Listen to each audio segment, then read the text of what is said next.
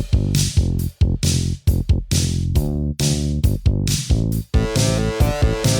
got you into a Remington party. What's my thanks? It's on the hallway carpet.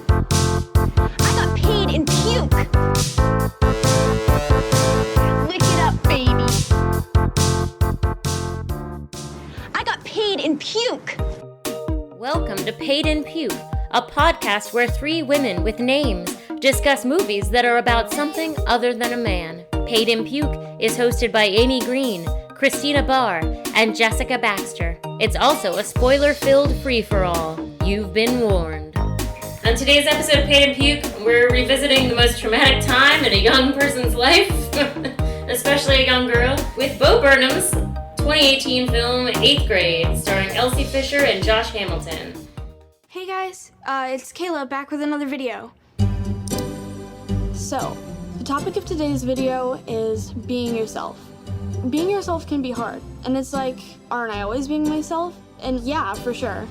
But being yourself is like not changing yourself to impress someone else.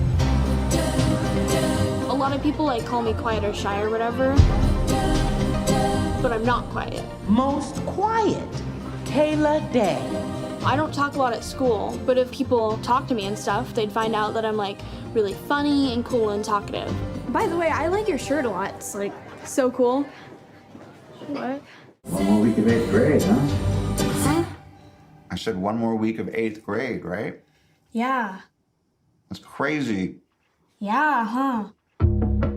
Okay, so growing up can be a little bit scary and weird. We will begin to explore these changing bodies of yours. It's gonna be lit. As always, make sure to share and subscribe to my channel. Gucci! I think you're so cool. Maybe you just need to put yourself out there a little. I'm gonna stop eating with you if you keep doing You said I could say one thing. I'm really nervous all the time. I try really hard not to feel that way. But you just need to face your fears and let people know they're really you. Just because things are happening right now doesn't mean they're always gonna happen. What was in there? Just sort of my hopes and dreams. Right. I was a complete mess when I was your age. Really? 8th grade is the worst. You never know what's next. And that's what makes things exciting and scary and fun. This was basically a horror movie, I thought. There were scenes where I felt my heart racing for her, like when she's walking up to the pool party. I was just like, this is one of the scariest things I've ever seen depicted in cinema.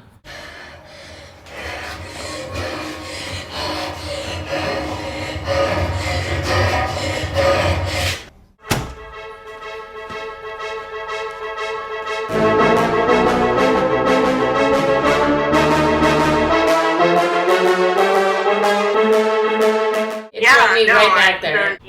Girl boy pool party in 8th grade, that sounds terrifying. Oh my god. That she knows the girl's mom invited her to. Like, she knows she wasn't invited. We just opened our pool, and we are going to have our first big summer pool party tomorrow to celebrate Kennedy's birthday. It's going to be so much fun, right, Kennedy? Yep. You should come. It's going to be a blast. Kennedy will invite you on Facebook. Right, Kennedy? No one uses Facebook here. Anyway, do you think you can come, or...? Oh, I mean, maybe. I'll try, but, probably not. That is so brutal with the invite where she's like, my mom told me I have to invite you, so this is me doing that. Yeah, I know.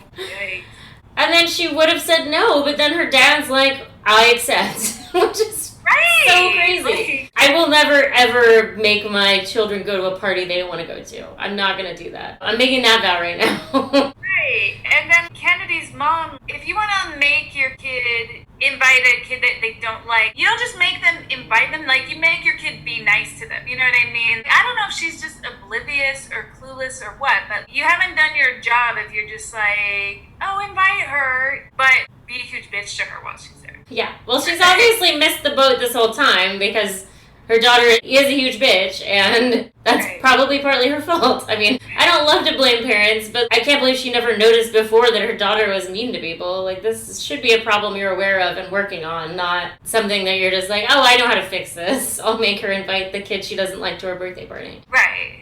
And I was also triggered, too, by the whole conversation at dinner with her dad being like, you just need to put yourself out there. Like, what is it with parents not understanding that kids are fucking dicks, and it's not your kid's fault if people are mean to them? It's not. Just shut up. Hot Probs is on. Oh, shit, yeah. I got an email from Mrs. Graves. It said you're going to go to Kennedy's birthday thing tomorrow? No. Really? Yeah, no. That sounded kind of fun. Kennedy doesn't like me. That can't be true. Cool. Sometimes kids act like they don't like you, but it's really just because they got their own stuff going on and they don't. Kayla. That was a hot problem for me. The parents never acknowledging middle school sucks. It's like your first introduction into these personas in life. The clickiness and bully behavior, it's like the parents are oblivious to that. Yeah, I mean, I guess I would have liked to get some backstory on the parents, just because, like, so my mom would tell me, you know, you just need to put yourself out there. Have you tried engaging in their, you know, have you tried? And I'm like, yeah, I fucking tried. My mom was very popular in high school. Like, she was really pretty and everyone liked her. She had boys asking her out all the time. She had a totally different high school experience than me. I wonder if was Josh Hamilton like the prom king? Obviously, Kennedy's mom was probably very popular, didn't have these issues. To not be able to put themselves in those shoes. Your kid might not be shy. That might not be the problem. Maybe the reason your kid doesn't fucking speak up is because when they've spoken up, it's been a problem for them. It's not gone well. Yeah. My read on him was that he was just so hapless, kind of. He read to me like he was like a foreigner in a strange land where he doesn't speak the language or know anything. You know, like I felt like he really just did not know what he was doing. For like a man to be raising a middle school girl by himself is already a couple... I don't know what I'm trying to say, but even like how much things have changed in just such a short period of time. Like when he's saying, I think you're like so cool and so neat, the things you do with videos. Obviously he means well and he's so sincere, but that kind of thing that, okay, she makes YouTube videos and he thinks that's something so special about her, whereas to kids her own age, that's so basic. Like anybody can do that, you know? I think he just has no clue what her experience is like at all. I almost don't think it even matters what it was like for him in middle school, because in kind of a short time it's just a totally different scenario. And it's always different for a girl than it would have been for a boy anyway. Yeah, especially like a straight white boy that was probably reasonably handsome. But it's gotta be a completely different experience. That's why I said this movie is so specific. There must be something that he's relating to there. But yeah, for like a straight white boy, that's just gonna be like night and day in terms of what their days are like. Like Aiden's obliviousness. Aiden is so hilarious. Every time he's on screen, I'm just dying. I love that Aiden basically had theme music. Aiden!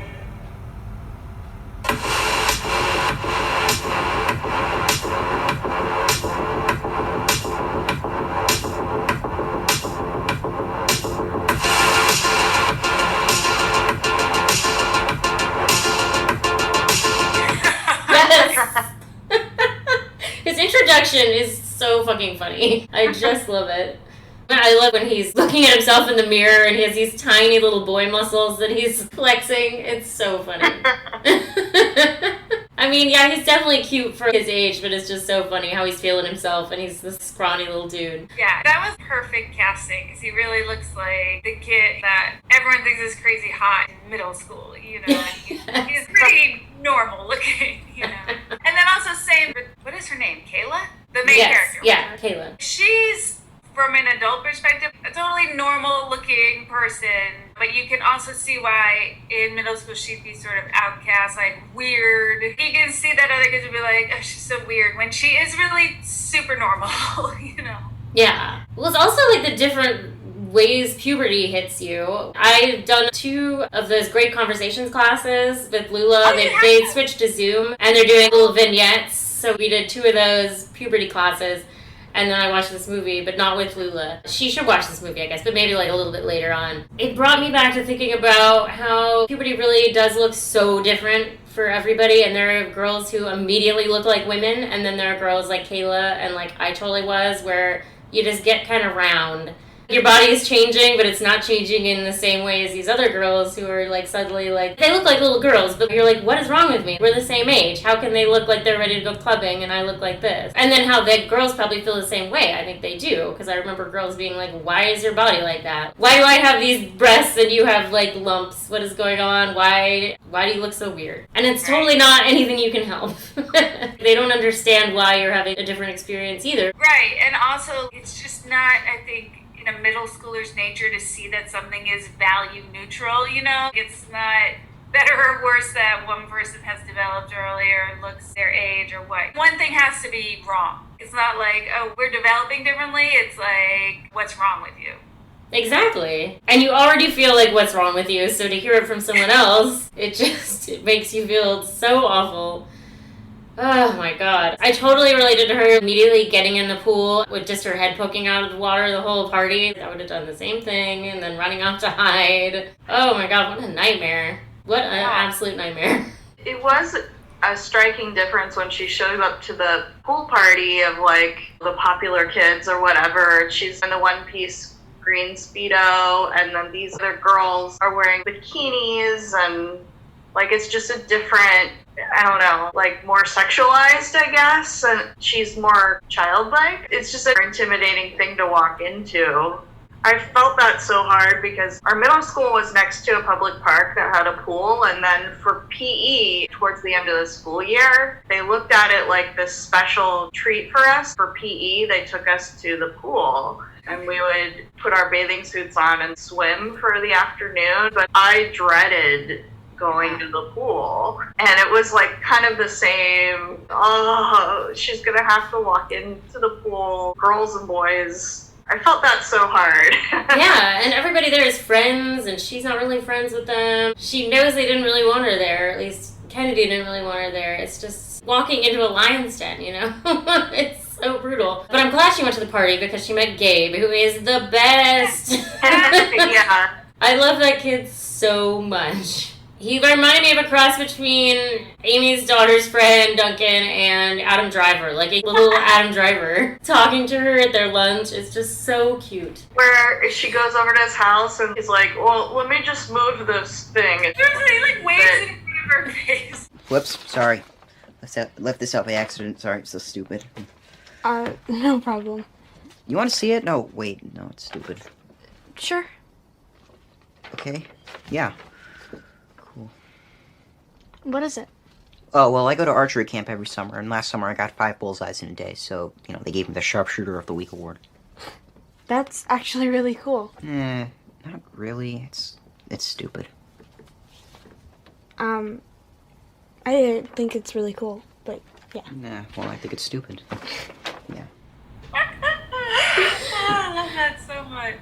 My mom was so popular when she was growing up. She was a cheerleader, and it was like she didn't understand why I wasn't. So I totally related to that when you said that. Yeah, it's weird. And then I always wondered if I was going to have a popular kid. But I don't think I am.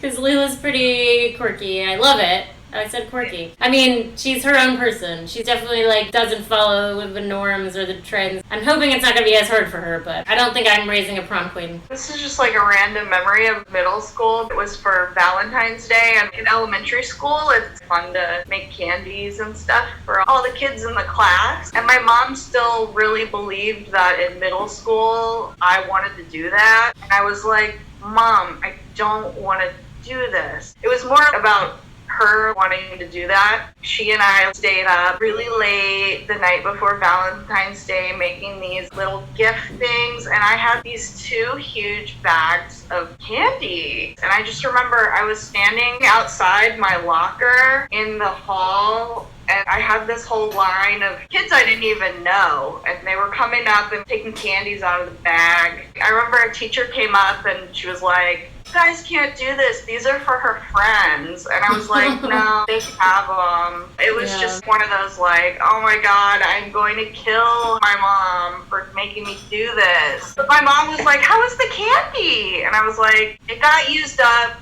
You know, it's like, gone. Don't worry about it. Don't worry about it. I got rid of the candy. Yeah. I just remember Valentine's Day was always obviously so traumatic from middle school on. But in my high school, we had this thing where they sold carnations. The PTA or somebody sold the carnations. You buy the carnations for your friends. They'd have different colored ones, like red meant love. If you were seeing somebody, you'd buy a red one. If you liked somebody, you'd buy a pink one. If they were just friends, you'd buy the white ones. You know, all the popular girls had so many bouquets of red and pink ones. And then lots of people had white ones, and then me and my friends were like, well, we're not going to buy carnations for each other, that's dumb. But obviously no one sent us any either. But it was just like a really rough day. Oh, how many carnations did you get? And who sent you these? And who sent you those? And fuck. So many ways to make you feel alienated. School-sponsored ways to make you feel like garbage. Thank you. Right. Thanks a lot. One of my hot problems was it seemed a little late to be having puberty class. They're like at the end of 8th grade. Over the course of these next 30 minutes, we will begin to explore and understand these changing bodies of yours. It's gonna be lit. Chapter 1. The hair down there. Pretty sure I did that in 5th grade, and then we didn't really ever talk about it again until high school when they're like, here's a bunch of diseases you can get if you have sex. Don't have sex. Yeah. And those were 2 classes. And then my other problem was just that the specific app mentions kind of date it. Whereas I think this could be a really timeless movie in a lot of ways if they didn't specifically call out apps. Because they're all about Insta. They're like, nobody uses Facebook anymore, but I'm sure in a couple of years no one's going to use Insta. It seems like it's already all about TikTok, and Insta's kind of becoming more for 20-somethings, but what are the kids using, you know what I mean? Right. Those were the 2. I was really kind of scraping for hot props. I really had no hot props. Yeah. Well, my only hot prop, I want an explanation for a single dad. But then at the end, he did reference when your mom left. I just want to know, did she leave? Did she die? A single mom, I don't feel needs an explanation. Yeah. A guy could have a child. Well, I mean, a guy could literally have a child and not even know. A single dad, there was a mom at some point. Somebody gave birth to this child and knew about it. Right. But then he did mention it towards the very end. He says something like, after your mom left. Yeah, but that's still not a lot of an explanation. He didn't really give a lot, no. I appreciate that, and in the sense that they wouldn't have really probably had to talk about it in depth at that point.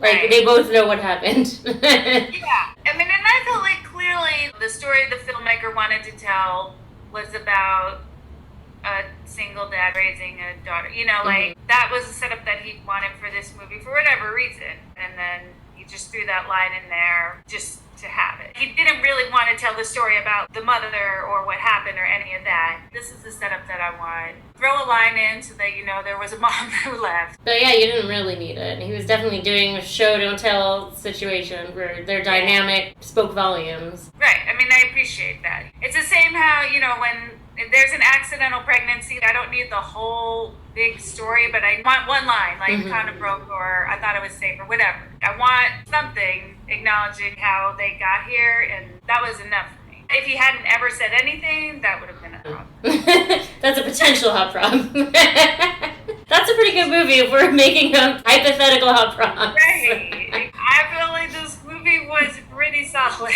Yeah. Good job, Bo Burnham. Next call. He was such a good dad, too. The scene in the end where he was saying he's just so proud of her, where they're in the backyard burning her old childhood time capsule. Her hopes and dreams. If you grow up to have a daughter like you, she will make you so, so happy. Being your dad makes me so happy, Kayla. You don't know. You don't know how happy you make me. It's beyond, and I can't describe it. It's so easy to be proud of you. I'm not just saying this. Hey, I swear to God, I'm not just saying this. Beneath all that, I am always just so unbelievably happy that I get to be your dad. Her hopes and dreams, yes. Oh my God, that line made me lol. And his reaction to that, like, and you're burning them. Yeah. Yep. What was in there? Nothing really. Just sort of my hopes and dreams. Right. and you're burning them. Yeah. I liked it when he said in that scene, I just hope that whatever we're doing here is a positive thing, because I feel like that sums up what it's like to parent in middle school. I'm not exactly sure what this is or means. I just hope that whatever we're doing here is a positive thing. That's definitely like a parenting mantra. I just hope whatever we're doing is good. Yeah, I thought he was doing a pretty good job. He was definitely not nailing it, but he was kind of doing the best with what he had, which wasn't a lot of guidance. I guess I want to know, too, why there wasn't, like, a grandma, or, like, why there was it seemed like no family at all helping him. I'm curious about that. It doesn't really matter, but it is just a little bit of a curious situation. But he is doing a good job, for the most part. He's pretty sincere, and I agree he's not nailing it, but it's really hard. And I think he just has no idea what to do. I love that scene when she throws the banana at him. He's like, I thought you hate bananas. I even wrote it in my app. That's how hard he's trying, that he's keeping a list or has some app of, like, you know, how not to set your daughter off. Yeah, don't offer her a banana, whatever you do. Right. That is someone who's trying pretty hard. That was a great scene, because there's no way in hell she's gonna cop to why she's holding a banana. Didn't mean to scare you. You didn't? What you up to? Nothing. Cool. Hey, you know who I ran into today? Do you remember that guy who... Is that a banana? What? You're having a banana? Oh, this. I was just grabbing a banana. I thought you hated bananas. No. I swear, like a month ago, I asked you if you wanted a banana, and you got all angry at me, and you said, you hate bananas, and I always forget that you hate bananas, and I actually think I wrote a note down about it on my app thing, so I wouldn't forget. I don't hate them anymore. That's great. Yeah, I'll just eat it right now. Who cares? Are you sure you like them? Mm-hmm. Honey, you don't look like it. Fine, I don't like bananas, okay?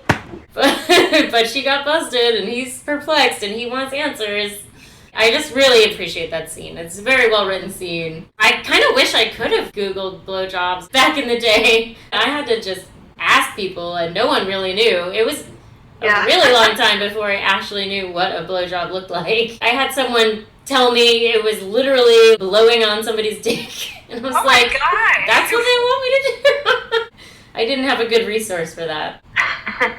Maybe there's a legal issue, but it'd be good if someone could put together like a website of non-problematic porn for curious teenagers. Either of you remember the writer Cynthia Hymel? I had all her books. She was like a humorous essay writer, and she had a book of essays that was called Sex Tips for Girls. And it mostly wasn't sex tips, but there were a couple. One of them was literally how to give a blowjob. So it was like handy. I definitely feel like I knew what I was doing because of that. The thing that was really embarrassing was that my copy of it, just even from when I first got it, there was kind of like a crack in the spine, and it opened right to that particular essay, how to give a blowjob. Embarrassing. Anybody picked up that book and looked like, oh, this is the only page she ever reads or something. Yeah, you're really referencing it a lot. Maybe I want to get the copy of that book and leave it around. Yeah. There's a couple things I want to leave around. Like Portrait of a Teenage Girl, like a little bit later, I'm going to want to leave that around. God, I don't know that. Stevie Gluckner, yes. Yeah. You can get mine around, but I'm never going to know how to give a good blowjob. You don't need to. It's okay. If we ever have a three-way, I'll handle the blowjob. What? Burgos just popped in for a second. Yeah, I want to leave that around, because it's kind of about... Well, maybe not. I'll have to reread it. But when I first read it, I wished that it was something I'd read when I was a teenager instead of an adult already. A lot about being an internal, artistic teenage type with not anybody understanding you, and also about feeling sexy but not really knowing what to do with that. So it's like post-puberty, where you're like, I don't feel super awkward in my body anymore, but I don't know what to do with my body. They made a movie out of it, and it was a pretty good movie. Yeah, is that with Kristen Wiig, right? Is the mom in it, yeah. That was on my list I meant to see and then I didn't. But I feel like if I give Lula things, she'll be less interested than if I just leave them strategically in places and she picks them up. Or even leave it like, oh, don't look at that. Yeah, what's that? Oh, that's not for you. Yeah, the fastest way to get her interested in something is to tell her it's for grown-ups. So she's like, oh, I should tell her that math is for grown-ups. Fractions. I've already started underlining meaningful passages in her copy of Moby Dick, if you know what I mean. I just really love that whole conversation at dinner. She's on the phone and she's like, you told me I could do what I want on Fridays. And then he's like, I just want to say one thing. And then he ends up saying a couple of things and she goes, that's more than one thing. Dad, it's a Friday. You said I can do whatever I want on Fridays, and right now Okay, you're right. Okay, I did. Right. Can I say one thing, though? And you go back to your phone. I'll leave you alone. I just want to say one thing. Fine. Okay. But you have to let me finish saying it. Yeah, I will. Yeah. I'm not even... You can't get angry before I finish saying it, otherwise you won't listen. Okay? Fine, just say it. All right, okay. Okay. Are you gonna say I'm it? thinking.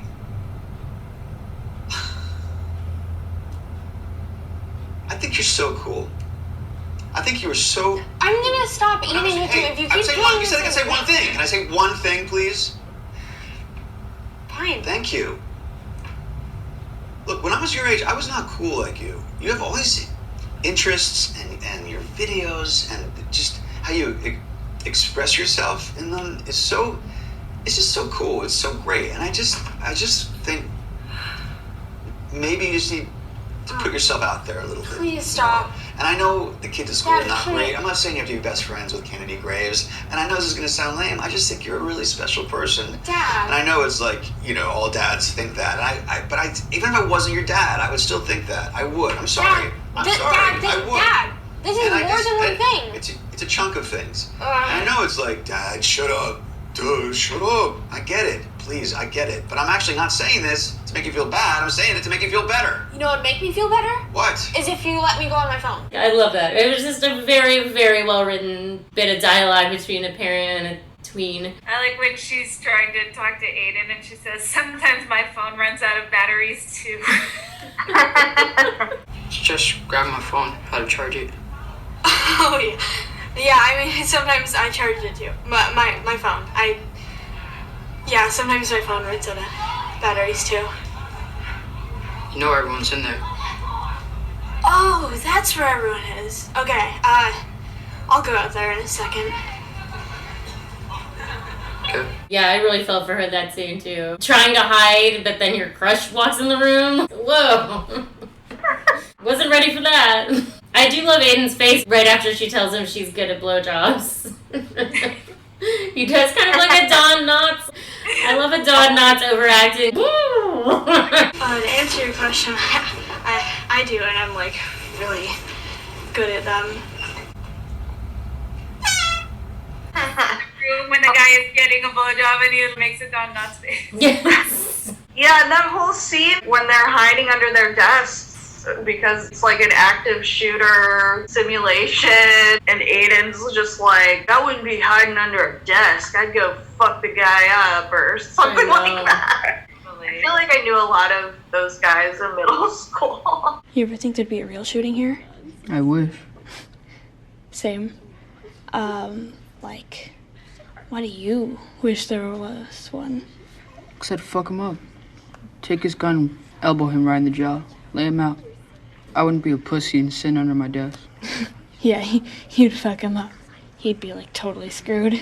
Yeah. I think we should stop being like that ever, Yeah. There's plenty of adult guys that still think, like, just get me in there. Yeah, exactly. I love the night before she goes to Shadow at the high school and she's praying. Dear God, tomorrow is a really, really important day for me. And I really need it. I really need you to make it a good day. I mean, I understand that every day can't be like a great day, but I really need tomorrow to be a good one. I mean, even if you give me a ton of like really bad days in the future or something, just as long as tomorrow can be a really good day. Alright, that's all. Thank you. Love, Kayla.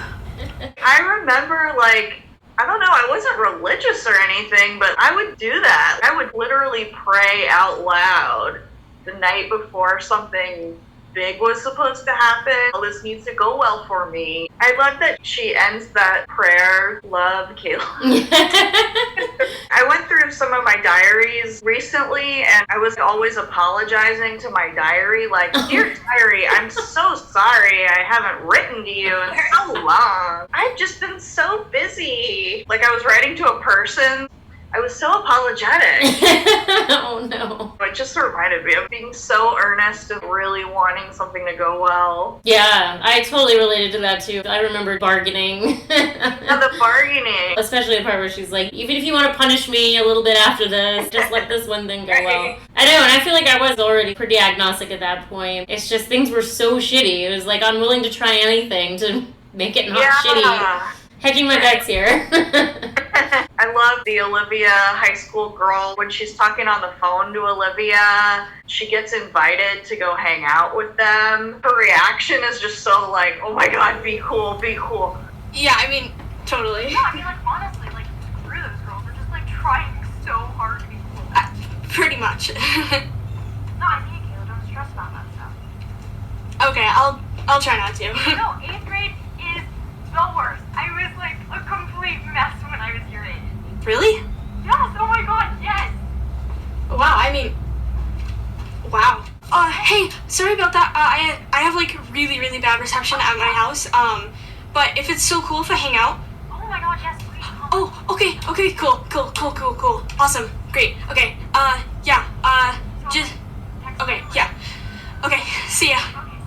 Okay, bye. I'll meet you at the mall. I remember going to hang out with my friend Nora at the mall, and we would meet this other guy, Eddie, and I was just like, oh my god, we're going to the mall. Hanging out at the mall was the coolest thing for me for some reason in middle school. We met boys there, and I thought that was so cool. Were you meeting up with boys, or you were just like, there's some cute boys, let's talk to them? No, we were meeting boys at our school. Okay, so it's a planned thing to meet up with boys. Yeah, kind of a planned thing, but I wasn't really friends with them, but my friend Nora was sort of in that group, and the fact that I got invited to go, I was a very shy kid, and to be in that different, hanging out with boys.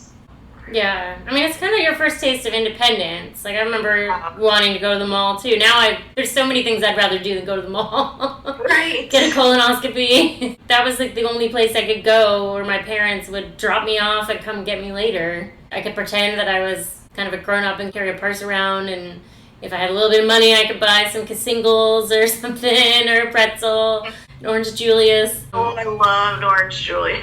Yeah, and hang out, maybe see some cute guys. It was pretty awesome. And it's funny to think that they still do that. Malls seem like they're dying, but this movie was made 2018. So, I don't know, I guess malls are still alive and well for the middle school and early high school set. I mean, probably, because there's still not really that much you can do when you're young to go out. It's Hang true. out in the food court. Jessica, did you notice that Olivia had a Dare shirt?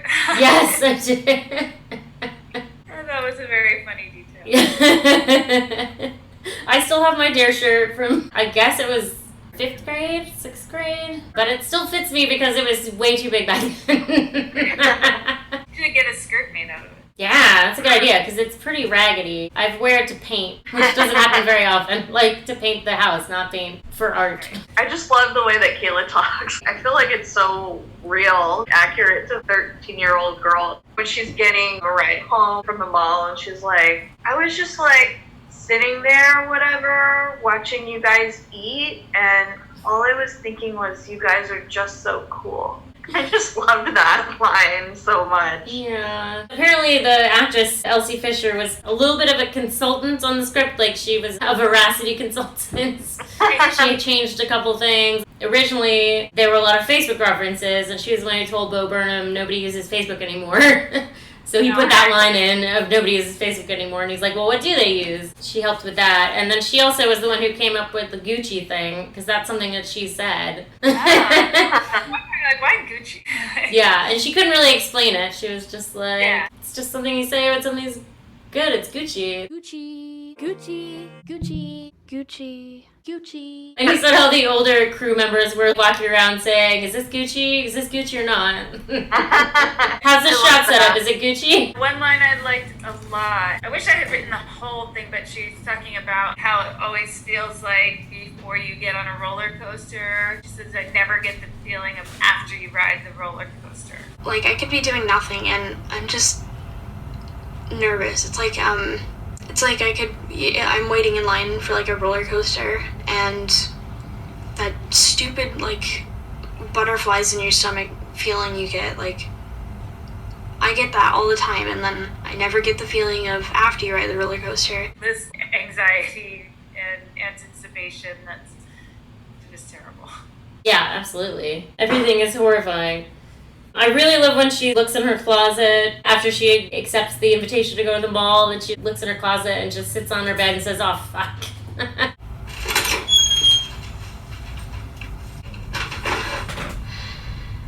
Oh, fuck.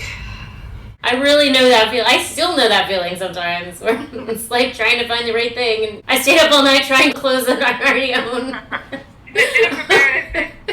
Yeah, that's a really relatable moment. I really like when her dad's trying to talk to her in the car and she's like, stop talking to me, basically. And then she's like, just be quiet and drive and don't be weird and sad. Yeah. And then she says, can you not look like that, please? And it's like what? Like the way that you're looking. Can you not look like that, please? Like what? Just like the way you're looking. Looking at the road? You can look at the road, Dad. I obviously didn't mean that. Just like, don't be weird and quiet while you do it.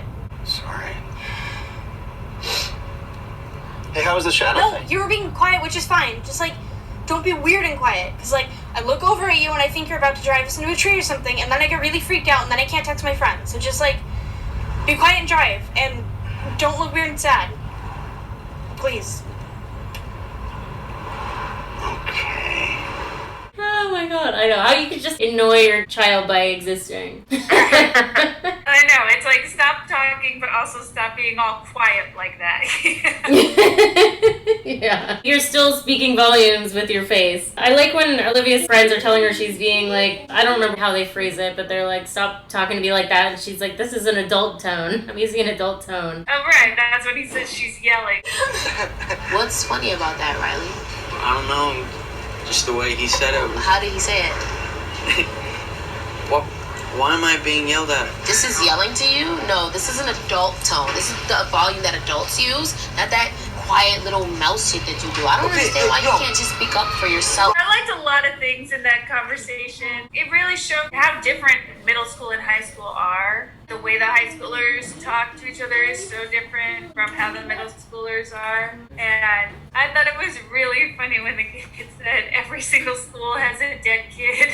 Yeah. And then he says, I'm just making a fun point. Yes. What a fun point. Right. People get to high school and they're trying it out. Like, what do adults talk about, or to expand kind of their thinking? Right. Having a philosophical conversation. I'm thinking outside the box now. Yeah. How old were you when you got Snapchat? And she's like, 5th grade. He's like, see what I mean? She's wired differently than us. The big ideas. Yeah. Like, their awareness is spreading that they're not just thinking about themselves anymore. Right. They're thinking sort of more existentially. Exactly. And that was kind of an interesting conversation, I guess. I mean, because there really is a big difference, like you're saying, between... They're 4 years apart, but that's everything at that age. Now it's nothing, but when you're that age, it's night and day in terms of what your experience is and your interests. It's kind of amazing how fast you grow and change every year. I mean, I guess that's true for a good long while. Growing up is so weird. There's a really stark difference in just a short time, right around that age. Another horror movie moment for me was when they were taking the picture at the pool party and she's trying to hide in the back and the mom's like, I can't see you, come up front. Oh, God. That happened to me a lot because I was short and I was always trying to hide and everyone was always like, be front and center. No, please. Okay. Wait, Kayla, I can't see you, sweetie. Come up front. There you go. Okay. And cheese! Cheese! Yay! Like, winning the most quiet. Oh, yes! Mm-hmm. That category category. How is that a superlative? I don't The class understand that. superlative. Congratulations, superlative winners. So, after you get your photos taken, I want you to report to 5th period class. So, let's see. We'll start with Mr. and Mrs. Best Eyes, Aiden Wilson Carter and Kennedy Graves. Good job. I just recently revisited the class superlatives for my senior poll because everyone was posting all the senior pictures on Facebook. And I'd forgotten that I won 2 class superlatives. I won, what was it, first to leave or last to come back? I can't remember which, of like the school, basically. Like, person who's never going to go to any of the reunions, basically. Right. And that is true. Never fucking come back to that school. And the other thing I won was worst dressed. Why is that a category? Yeah, but that wasn't as bad as the category for weirdest, which one of my good friends, one of my only friends, I had like 3 friends and one of them won weirdest. I'm sure I was in the running. Right. But it's so fucked up that they had, and then of course they had like prettiest, like the best eyes. They definitely had like best looking, and most artistic was kind of funny because it was 2 of the most popular kids. Like, are you sure they're the most artistic or do you just like them the best? It's super weird. All the positive ones were people who were really popular, and all the negative ones were people who were losers. That shouldn't be a thing. I can't believe they still fucking do that. I love the shots of her watching all the videos with her reflection in the screen. Yeah. I think that's a really great montage with the Enya. Losing hours on Tumblr and Instagram, or, you know, like, it seemed very accurate to the teenage experience, like being on the phone all the time. Yeah, I guess and when that's she talks to Kennedy and her friend, and Kennedy and her friend don't even look up from their phones. So, thanks for inviting me to your party. No problem. By the way, I like your shirt a lot. It's like so cool. Also, you know, I like I wrote this like letter for you and whatever. So if you want to have it, it's like a thank you. Oh, hey Steph. What? Hey. Hi. Hey, well, thanks for talking to me, you guys. Catch you later. I was glad that she actually spoke her mind in the end. I was like, yes, go Kayla. And you're always mean to me, and I know I'm like a good person because I'm always nice to you, and you're just... And also that card game I got you is like a really fun version of Go Fish or whatever, and you'd actually know if you played it instead of trying to be cool all the time. I don't... It's like dumb or whatever, but you know, it's dumb in a way that's fun to play when it's raining outside. And you know that if you stop trying to be cool all the time. Opening the presents in front of everybody, and everyone fawning over the gifts from her friends, and then the crickets when they open her present. Oh my god, it's so excruciating. That whole party was, except for the gay parts, absolutely excruciating. Okay, the water's not calm enough. Yes, first I swam all the way across the pool underwater. And then he's like, how long can you hold your breath underwater? It's so funny. Did it all the way. What? I swam all the way across the pool underwater. Cool. Yeah, you know, I could have went further if I wanted to, but whatever. Want to see me do a handstand? Yeah, too many people in the pool, you know, I can't do it for long if the water's still. I'm gonna try again. Yeah, the water's not calm enough. You want to do a breath holding contest? Yeah, sure. 1, 2, 3. Good. Okay, so the trick is, don't move at all, because when you move, your body uses oxygen. I do like the exchange of her dad saying, you're going to be in high school, how did that happen? And I love the way she delivers the line, I don't know. Huh? I said 1 more week of 8th grade, right? Yeah. That's crazy. Yeah, huh? I can't believe you're going to be in high school. Mm-hmm. How did that happen? I don't know. Why are you bothering me with this stupid question? I'm sure it's something he said a bunch too, because that's just something parents do say. You can't fucking help yourself, because it's crazy how fast the time goes, where you're like, you used to be a little baby and now you're doing this. I'm sure the kids get tired of hearing us say that. By the time they're in 8th grade, I'm sure they're going to be like, stop talking to me. I don't want to hear from you anymore. Yeah, I like her dressing down the girls at the end, even though it's not the best burn. She could have maybe rehearsed it a little bit better, but I do like that she did that, because that's something I always wanted to do and never had the balls to do. Yeah. It's just to be like, why are you like this? If I were forced to go back, that's what I would do. I'd tell more people to fuck off, I think. Although I don't think it registers with them at all. I don't think they're like, oh, we're going to think about this. Right. They're probably just like... It absolutely doesn't, but that's not the point. I just wish that I'd said something even though it wouldn't have made any difference. My life still would have been the exact same, but at least I wouldn't have just sat there and taken it. I hope I've instilled in Lula enough that she can tell people to fuck off whenever she feels the need. Yeah.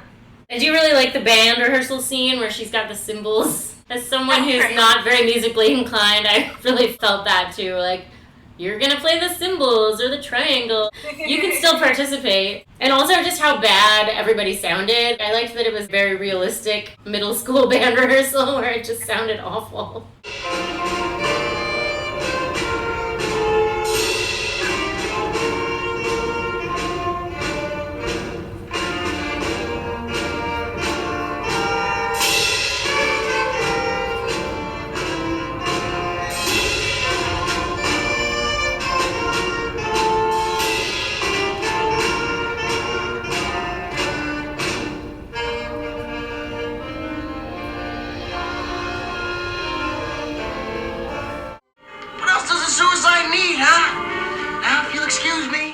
Moments too that were kind of timeless. Like, that's the only reason, again, why the apps kind of bothered me, is because there were things that were so timeless. One kid is like stacking markers. Kids always do that. They always stack markers up.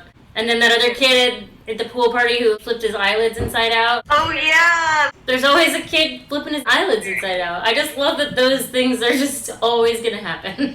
No matter what. Should we talk about the scene in the car with the guy? I guess we should, but I don't want to, but I also feel like we should. Yeah, it was so hard to watch. I'm a person who likes to watch horror movies. These are the sorts of things that really keep me up at night. The first time I saw this movie, I watched it with Lucy. I did not know what was going to happen.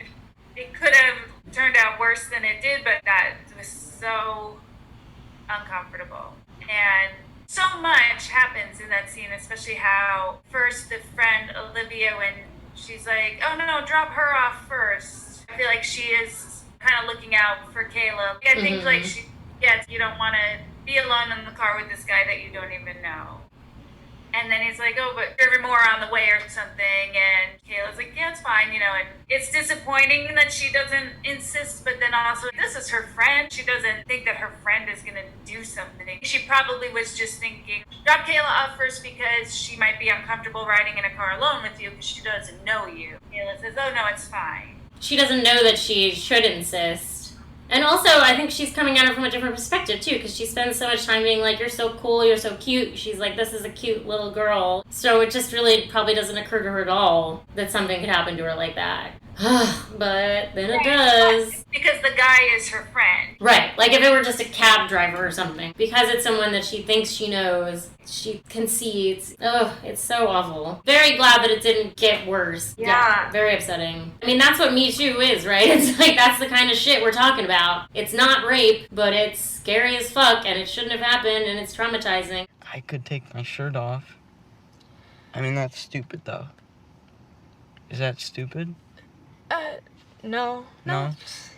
That's fine. Fuck, I feel like a fucking idiot. No. Is it fine if I take my shirt off? Yeah? Okay, I don't know. Alright. Gotta do it. Truth or dare?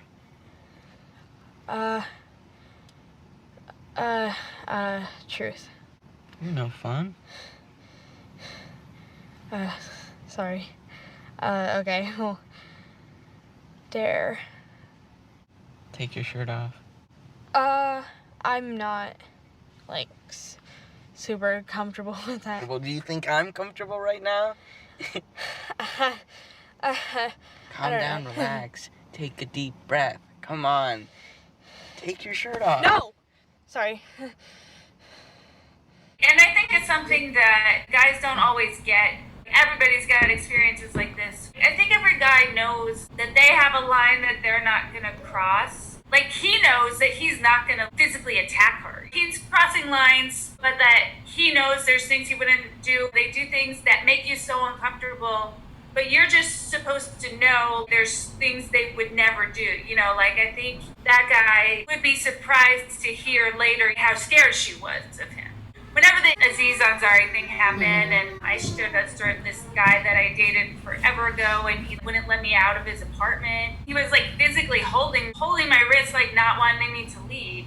And then finally, obviously did leave, but he was truly shocked the next day to hear that was scary to me. In his mind, there's things he would never do, so why would I think he would, you know, like, I think that's a true disconnect with guys is that they have lines that they would never cross, and they assume you know that about them. And, like, why would you? You know? Whereas women assume that there's no line a man won't cross. Right? So that scene is so uncomfortable. Then I think she handles it the best that you can expect when she just says, okay, I'm not super comfortable with that. Kills me that she's apologizing to him. Oh, yeah. That was very Yeah, hard he's to so take. angry with her. He's like, I'm just trying to... Like he was doing her a favor. Yeah. Like, you know what to do when you're in high school. And then she's like, I know, I'm sorry. Sorry. Stop saying you're sorry. I said it was fine, dude, okay? So stop saying that, okay? You know, and now you're gonna have your first hookup with some asshole at a party, and you're not gonna be good at it, and he's gonna tell all his friends about it, and you're gonna get made fun of and feel like shit. Do you want that? No. This was about you, okay? I was trying to help you, okay? I know. I really appreciate it. I just... I sorry. I mean, it was just... It was a lot at once, you know. I don't know. I didn't want to do that right now. The fact that he's just so indignant that she wouldn't take her shirt off. It's funny, too, how those guys are always like, I'm a nice guy, I'm being a nice guy. Not every guy would be as nice as me. Right. If this is a nice guy, then maybe I don't really want to have anything to do with guys. I know. Yeah, they guys all talk about how nice they are. Yeah. It's true. It's very true. I'm pretty sure that no man I consider nice has ever said, I'm a really nice guy. Because he doesn't need to. Women just don't want a nice guy, I guess. Yeah. Ugh. All right, well, it feels like the only palate cleanser for talking about that scene is the Lunchtime Poll, which is a really fun Lunchtime Poll. So this is what's called a lunchtime poll. We talked about taking it to a dark place, but we were like, fuck it, this episode's going to be so dark anyway.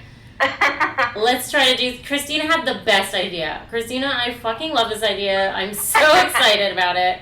Christina remembered that there was one fun thing about middle school, and that was the game M.A.S.H.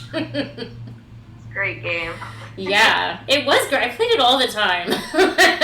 Constantly. I mean, I was a horny kid, so I'm sitting there, like, daydreaming about who I'm gonna get with. So what we did was we wrote 3 choices for each category, and then we had another person pick a bad 4th choice, and that person did the M.A.S.H. I feel like people know what M.A.S.H. is, but M.A.S.H. is a game that middle school girls and maybe some boys play where you are kind of telling your fortune. M.A.S.H. stands for mansion, apartment, shack, house, and then the compulsory categories are who you're going to marry, how many kids you're going to have. There's like 4 main ones usually. Definitely the first compulsory one is who you're going to marry and how many kids you're going to have. And then the rest of it is kind of like, sometimes I remember we played epic games where we put in all kinds of shit. But we chose to do where you're going to honeymoon, what job you're going to have, what city you're going to live in, and what kind of pet you're going to have. So I figure we'll take turns reading each other's. We haven't revealed, for the most part, we haven't revealed what the results are. I accidentally revealed. So this will be a surprise for the most part. I'll go first. I did Amy's. So Amy's choice for future spouse are Jay Inslee, the governor of Washington, fantasy football guy. We're using euphemisms for a couple because they're people we sort of know. I gotta stress I barely know this guy, but he puts the fantasy in fantasy football. Woo! And she's not talking about manticores. Schmartian? Thinly veiled nickname for the guy she has a crush on, who's a very crushable, very crush-worthy dude. If you know this guy, you have a crush on him. I think that's true. If you know him, you have a crush on him. Even if you're not into dudes usually, I think that's Very true. He's the complete package. And I don't know this guy. I need to get a crush on him. You do. If we ever have parties again, we'll have one and introduce you. And my bad choice that I picked for you was Zach Braff. But the good news is you're going to marry fantasy football guy. Hey, don't even have to change my name. No. You could be Amy fantasy football guy. Your honeymoon choices were the beach, Venice, not Venice Beach, I assume, Australia, and then my bad choice I picked for you was Seymour, Indiana, which is a terrible place that I've been. It's the town that John Mellencamp is from. It's his small town that he loves so much. It is not fun there. You can't buy beer on Sundays. Anyway, you're not going there. You're going to the beach. Woo! Yay! You guys could have had 0 kids, 9 kids, 2 kids, or triplets, but you're having 0 kids. Alright, I already got kids, so that's perfect. I think that fits for him too. I think so. Your job choices were ghostwriter, bakery owner, so you could be one of those cute ladies in a rom-com that is like baking when you're sad. The bad job I put in for you was hedge fund manager. And TV producer. And you're going to be a ghostwriter. Hooray! Yay! Most of these were good for you. Your pet choices were a rat. That was one of the good choices, by the way. Yeah. Rats are awesome. For people listening who don't know that rats are awesome pets, they are. A cat. The bad choice I picked for you is the dog from Beethoven. And an axolotl. And you're having rats, which I also think Fantasy Football Guy would approve of. And this was the one that didn't go super well. What city you're going to live in? Your choices were Seattle, Portland, and I put in Puyallup for you. And the Jersey Shore. And you're going to move to Puyallup. You're doing the Puyallup. I'm sorry to say.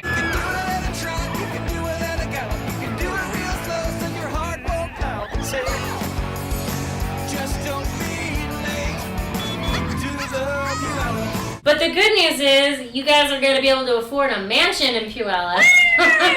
So, Fantasy Football Guy, Honeymoon Venice Beach, to recap. 0 kids, ghostwriter, rat, Puyallup. Nice. That's working out pretty well. Like, I can do a Puyallup. Christina, do you want to do Jessica or should I do Christina?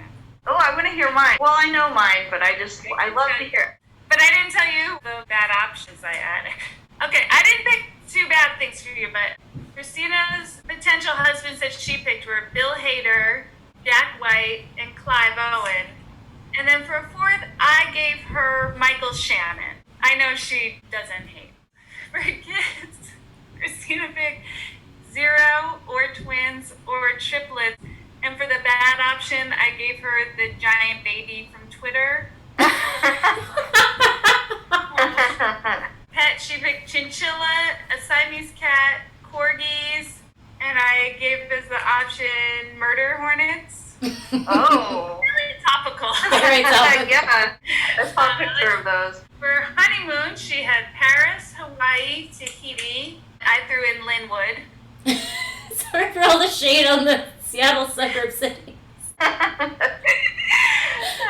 Job, dog shower breeder, editor of Vogue, which I think is fantastic, an Instagram influencer, and I added Alex Jones' personal assistant. Wow. City, she picked Seattle, New York City, LA. I had a really hard time coming up with a bad one because I felt like any bad city I picked, like I was being elitist or something. So for bad city, I picked San Francisco because it's so hard to live there. It's so expensive. You wouldn't have any money left. So how Christina ended up, she got the mansion with Bill Hader, and they have twins, and they have pet corgis. Strangely, they honeymoon in Linwood. That was strange.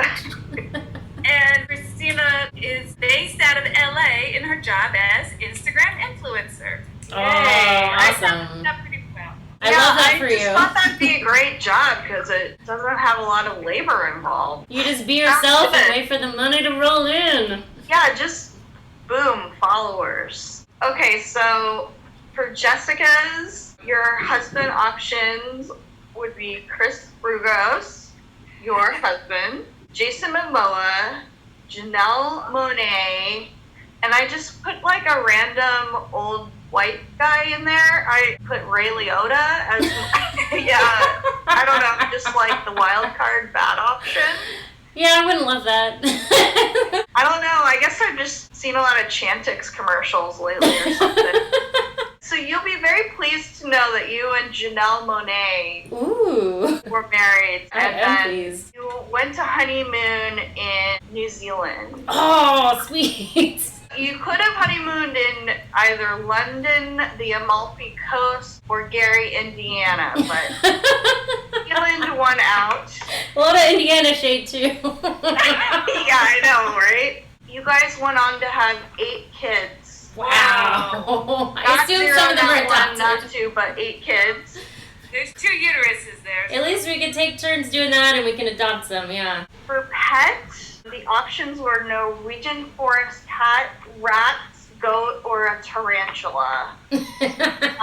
But you guys have a Norwegian forest cat. Yay! And you live in Orange County. You are Justin Bieber's publicist. Oh, that's not great. The options were film director. I left clickhole editor. That sounds awesome. Social justice warrior. But yeah, you are Justin Bieber's publicist. That's really rough. He doesn't know how to eat a burrito. Recently learned. That cracks me up. Did you guys see that picture? No, I don't know about it. It was like somebody tell Justin Bieber how to eat a burrito, and he's eating it from the side. I'm gonna look it up right now. It defies all logic. I mean, Lula ate a burrito like that when she was 2, but she figured it out pretty quickly when everything fell out onto her. This is a full-grown man, allegedly. You'll be very busy with that job. Yeah, I will. It needs a lot of help. Wow. That's pretty weird. It's weird. It's very weird. Maybe they don't have burritos in Canada? He's been here for a while. Apparently he goes to Suncadia a lot. Really? And he's been seen in Roslyn. He has some sort of religious advisor here or some church guy. I think he's like a church dude. Oh, yeah, because he's married to one of the Baldwin daughters. Yeah. Really? Yeah. I think it's Stephen Baldwin's. Yeah, he's the conservative born-again one. It's pretty funny to be the black sheep of the Baldwin family. Like, wow. That's a lot. How very. Well, that was really fun. You should try to do more outside the box lunchtime polls. I want to see more Bo Burnham. I guess he's a stand-up comedian. I saw him in The Big Sick. He directed that. I've never actually seen his stand-up before, but now I want to seek it out. Yeah, I didn't really know him at all. I saw The Big Sick. That's about all I knew. I thought it was pretty good. You didn't like it? I didn't see it. Oh, you didn't? Okay. I was going to just say how much I loved the score in general. Yeah. I really thought that was very fitting. You know, it seems like a little bit of a retro sound, the electronic, but I guess that kind of stuff is coming back too. So Bo Burnham was born in 1990. I had to look that up because I was just wondering what his relation to middle school was. So I'm having a really hard time wrapping my mind around what his reference points are. What does that mean? He's a young dude. Yeah, even thinking about what middle school was like in like 2012. Maybe he was using MySpace or something. I feel like MySpace was over by 2012. Maybe not. Yeah. I think so. Because people were on Facebook by then. But I guess that explains why he thought in the script that was his reference point, and she was like, that's over. Yeah. So he was like among the first non-college kids to be on Facebook, probably. Right. Oh God, Friendster. I remember I used that after college. Yeah, that did not make it. It's funny to think about those social media things that were, and Facebook will probably be like that one day. Although no, maybe not, because Facebook definitely influences elections and stuff. Friendster never did that. It's funny to think about things that everyone was super into for a short amount of time and then kind of forgot about. Yeah. Like, I don't think I ever closed my Friendster account down. I don't know, it's probably still out there somewhere. Yeah. I guess nothing really disappears from the internet, they say. Yeah, that's true. Alright, so what do you want to do for next week? Should we do Reality Bites? Maybe we should do. Yeah, let's do Reality Bites. Yeah, that sounds fun. If you enjoyed this episode of Paid and Puke, please take a minute to rate us highly on your preferred podcast listening apparatus. If you did not enjoy this episode, no further action is necessary. Paid and Puke is hosted by Amy Green, Christina Barr, and Jessica Baxter. Music by Silent Partner. Follow us on Twitter at Paid and Puke Pod, or join us on Facebook at Paid and Puke Podcast. Thanks for listening. Lick it up, baby. Lick it